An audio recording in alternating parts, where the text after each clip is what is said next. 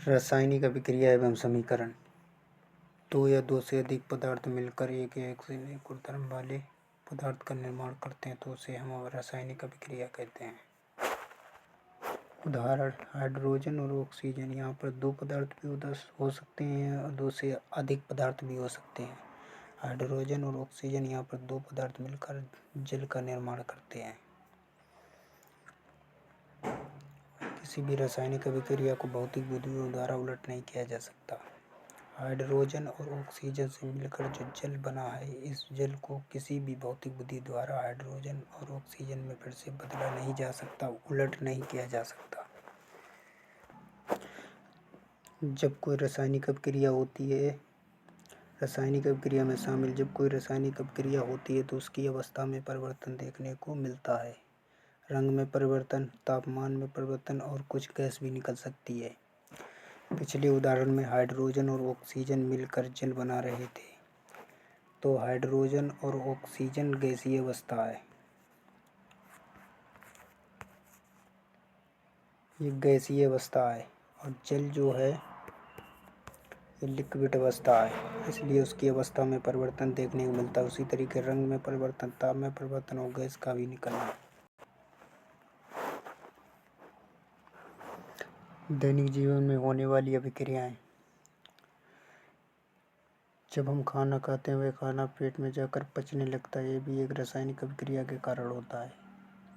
जब हम सांस लेते हैं ऑक्सीजन और बाहर कार्बन डाइऑक्साइड छोड़ते हैं, ये भी एक रासायनिक अभिक्रिया के कारण होता है। लोहे पर जंग लगना, ये भी एक रासायनिक अभिक्रिया के कारण होता है। दूध से दही बनना, ये भी एक रासायनिक अभिक्रिया है।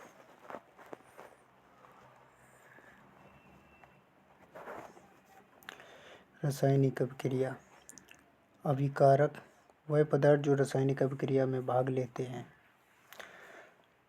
उदाहरण: हाइड्रोजन और ऑक्सीजन अभिक्रिया में भाग ले रहे हैं, इसलिए ये अभिकारक हैं।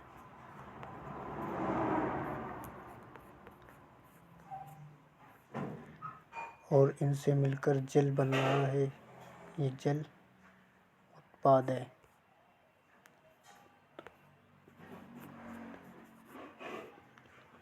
ऐसे पदार्थ जिनका रासायनिक अभिक्रिया में निर्माण होता है उन्हें उत्पाद कहते हैं। रासायनिक अभिक्रिया ऑक्सीजन और हाइड्रोजन मिलकर जल का निर्माण कर रहे थे, ये जल ही उत्पाद है। रासायनिक समीकरण। रासायनिक अभिक्रिया को रासायनिक समीकरण द्वारा दर्शाया जाता है। जैसे एक तीर का निशान लगाते हैं, तीर के इस पास उत्पाद होते हैं, तीर के इस तरफ वाले अभिकारक होते हैं।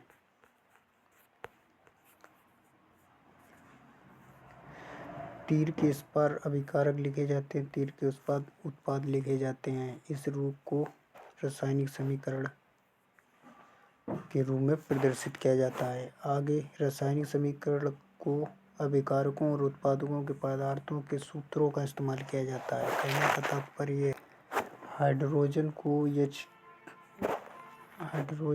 H2 से लिखा जाता है। हाइड्रोजन का सूत्र H2 होता है, ऑक्सीजन का सूत्र O2 होता है। तीर का निशान अभिक्रिया की दिशा को बताता है। और जल जो बनता है, जल का सूत्र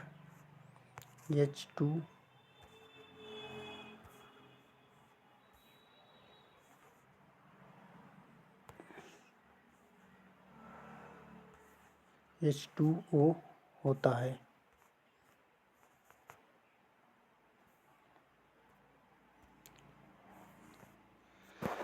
H2O होता है। रासायनिक अभिक्रिया में अभिकारकों और उत्पादकों के प्रतीकों यानी सूत्रों का इस्तेमाल किया जाता है। हाइड्रोजन का सूत्र H2, ऑक्सीजन का सूत्र O2 और उत्पाद का जल का H2O होता है।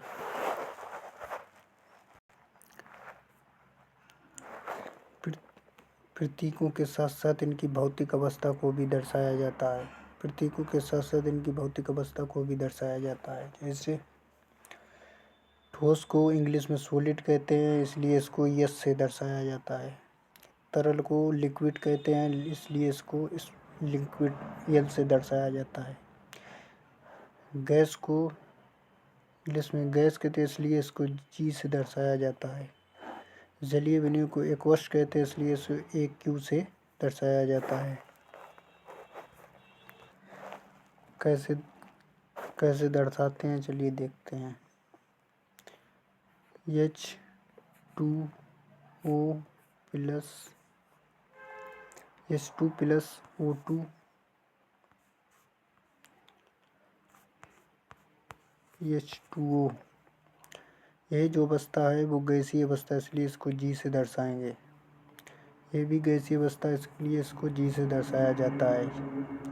जल जो है ये तरल अवस्था यानी लिक्विड है, इसलिए इसको यल से दर्शाएंगे।